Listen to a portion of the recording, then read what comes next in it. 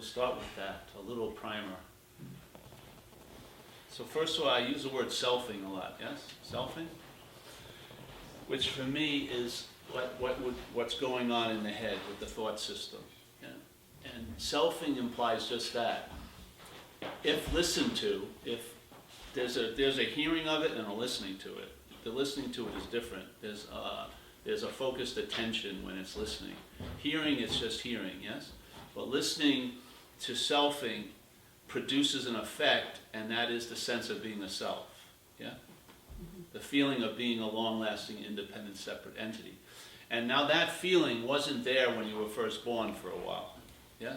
So it's come later, so it actually had to be produced. In other words, when you were babies, there was no sense of being a self, you know, for the first year and a half of being a baby.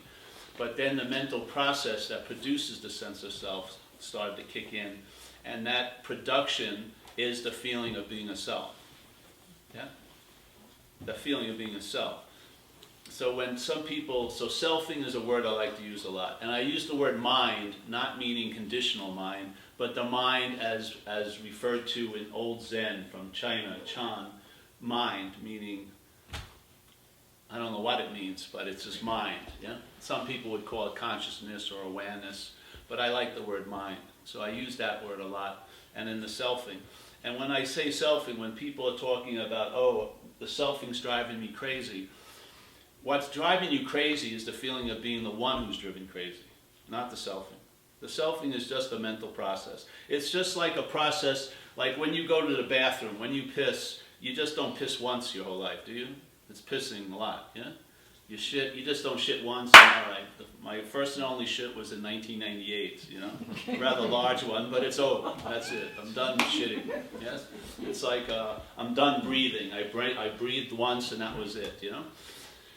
All of these functions of the body, voluntary and involuntary, many of them aren't many of them aren't voluntary. There's just one that's half voluntary, involuntary, which is breath. Most of the others are involuntary.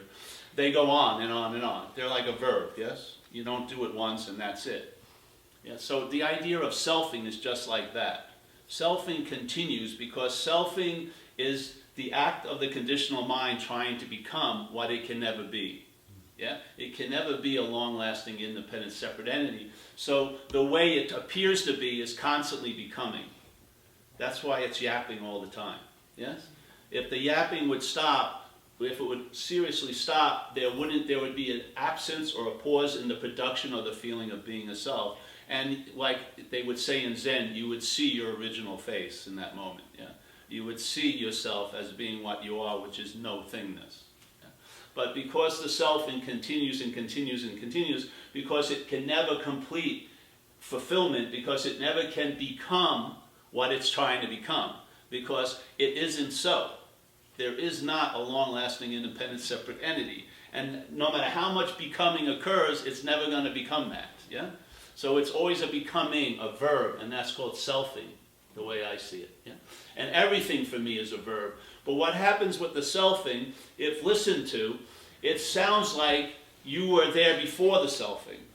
Yeah? That's the historical feeling that's produced. So it's a product of a process, but the product thinks it's before the process. Yeah?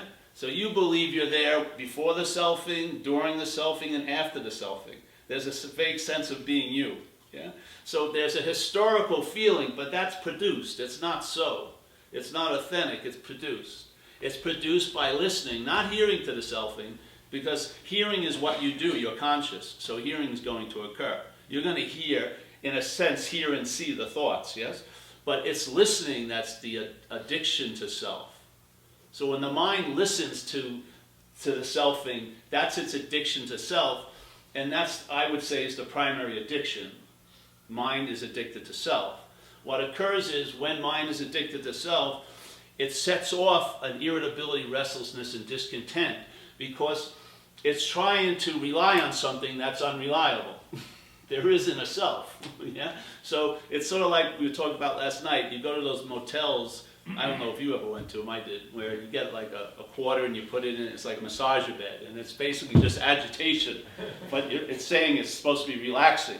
But that's sort of like mind is like when it's resting on the idea of being a self.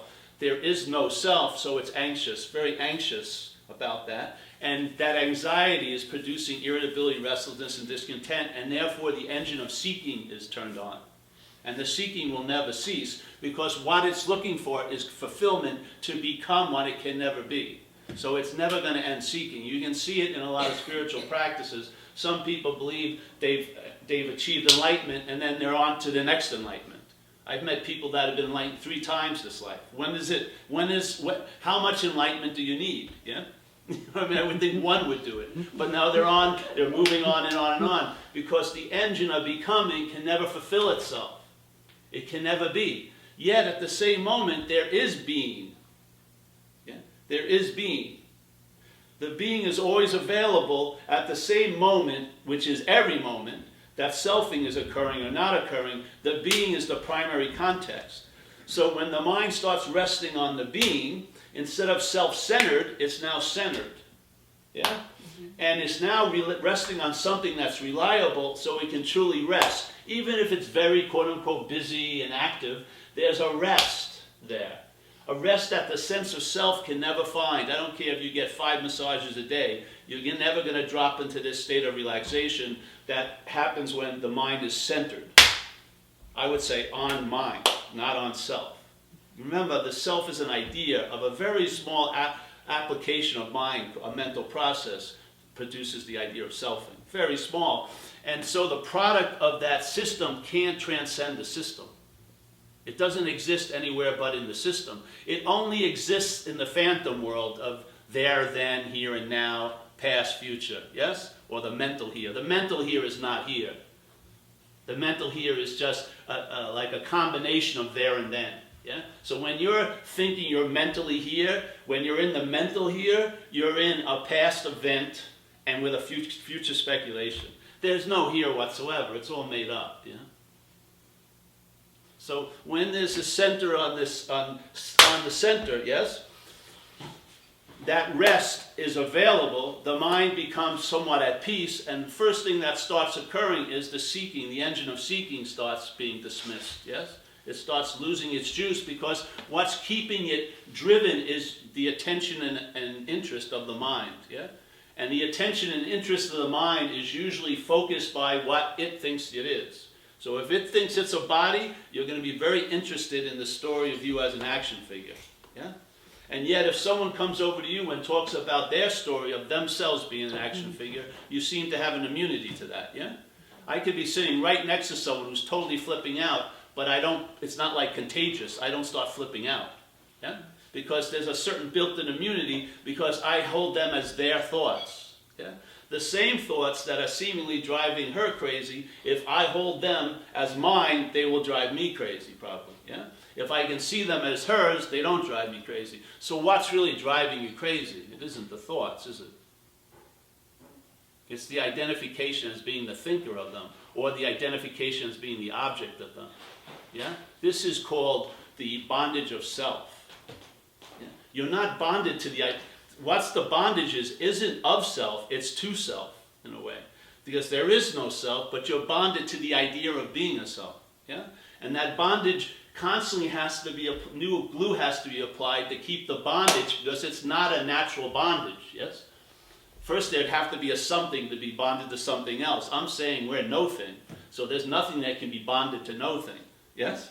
But the idea of being a something, this body, is what the mind is now bonded to by the selfing, yeah? So your interest and attention circles around you as the central character of the story of life. So we don't see it as life is happening, we see it as it's happening to me. It's an insane self-centered loop, yeah? It actually drives the mind crazy.